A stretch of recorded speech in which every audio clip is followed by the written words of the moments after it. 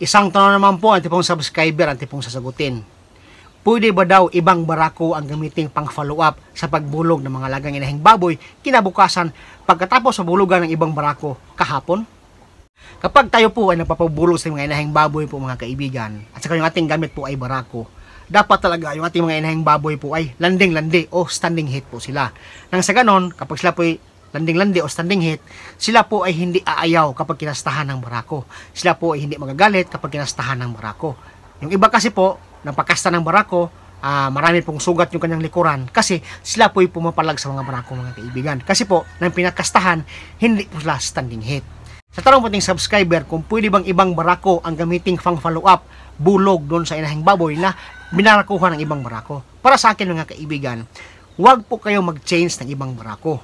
Kung anong barako ang kumasta sa kanya ngayong araw, yan po yung barako ang kakasta sa kanya kinabukasan. Kasi po, kapag kayo po ay nagpalit ng barako at saka ibang barako ang kumasta kinabukasan, mayroon pong posibilidad yan na yung similya ng unang barako at saka similya ng pangalawang barako po mga kaibigan ay magkaroon ng interaction.